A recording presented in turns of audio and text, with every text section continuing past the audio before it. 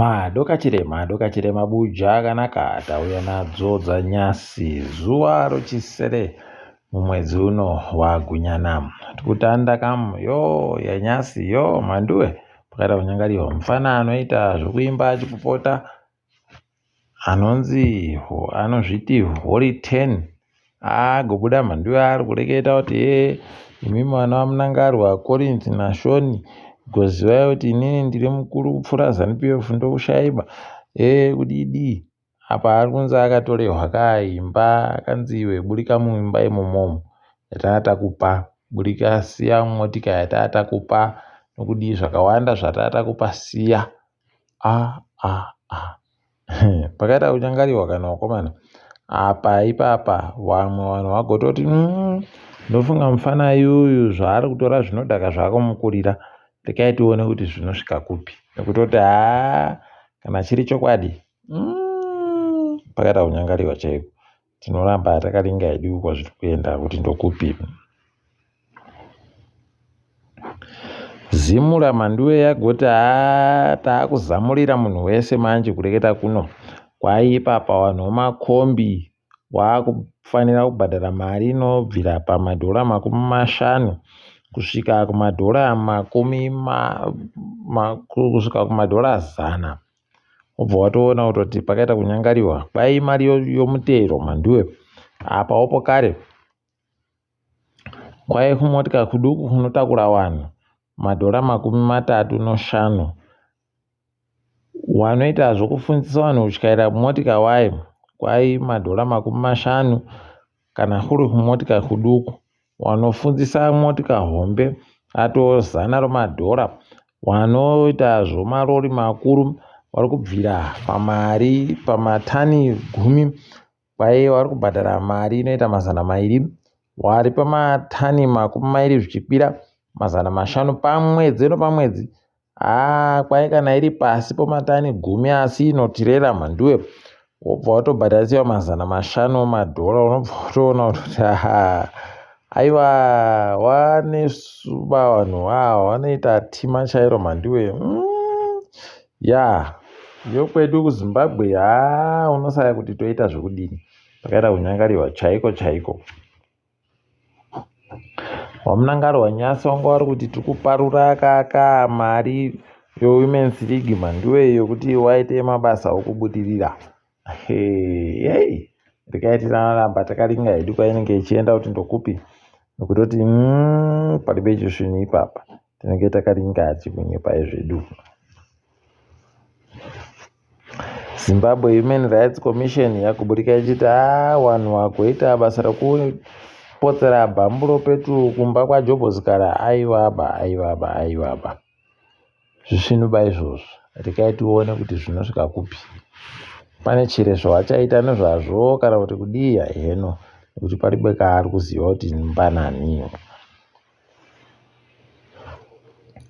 Barbara Rhodzi navabiya cheo ZANU-PF vakuru nemakurukota vakatoita kubhuruka nendege mhando yekuenda kwaMutare kukwira chitima kacho vagoti kwai chitima chorugare pakaita kunyangariwa kare unobva wanatsa kuona kutoti aivaba naicho chitima chacho kwai chagoita maawa manopfuura mairi kuenda pamarondera kubva paHarare imi apa vanhu vagotonzi vakaburuka muchitimamo kuti vaende kotsvaka zvokudya imi pakaita kunyangaritsa chaiko kusvino unobva waona kuti aivaba zvokuti kaira chaizvoka wati wazvifunga vanhu zvavari kuita zvisvinuba izvi.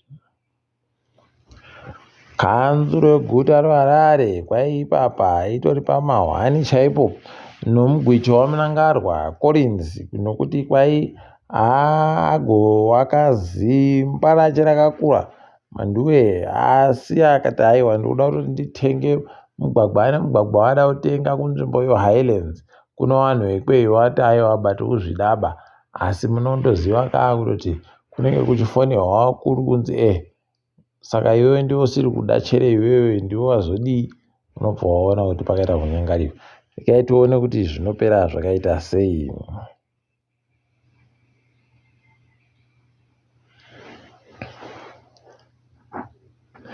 Kwai hurumende yati ichadaba kuona munhu anoti ndiri kutenga chibahwe nezvimwe zvese ana soya zvese kuzvitenga kunze kunyika.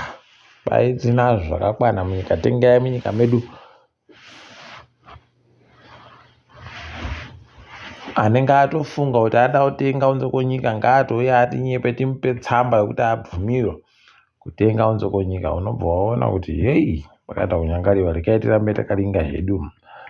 Tiri kufara kutoti wanhu wechindevere haiwa wagoita kudadisa mandiwe. Pakapera svondo papa wachipemberera zuva ramambo wavo wokutanda muzirikazi. Haiwa wakaita tusvinu. Unobva wanatsa kuona kuti waari kuziva iko wari kubva, hino kwaari kuenda kana wari kuziva, asi kwaari kubva haiwa wari kuziva.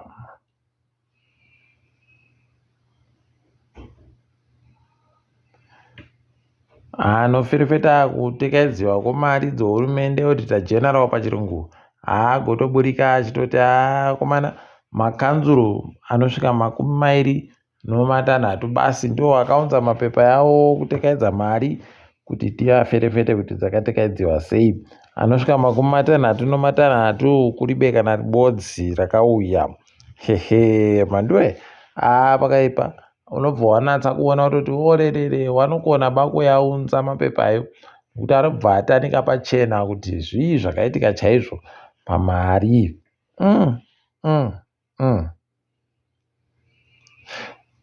Toringa hedu dzomutambo kureketa kuno Zimbabwe yakadyiwa noSri Lanka.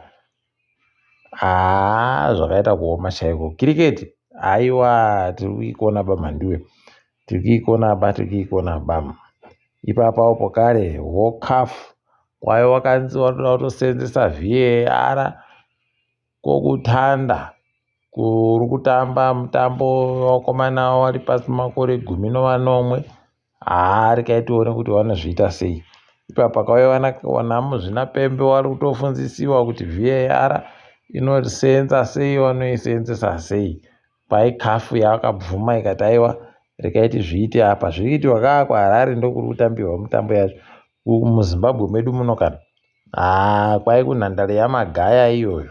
Regai tione kuti zvinopera sei. Tinoramba zvedu takaringa. Apa Kadzitape aripo Yvonne Mangunda agoti wakomana ndakavhiringidziwa natino Kadewere agondidawo ndikuwadza chaiko, akatoreketa masoko okuti nanyasi ndikuita kutekaira ndichicheuka kuti padiba kunditeera chiri. Zvinhu baizvi regai tione hedu kuti zvinenge zvipera sei. Ipapa waburitsa mazita awanhu 10 wari kunzi wari kutamba mangwana noRwanda. Regai tigoona kuti zvinopera sei. Tinenge tichikunyepai zvedu mhandiwe kuti zviri kutekaira papi. Asi takadando haiwa regai tigumire pano. Ndini wenyu mhandiwe onawo.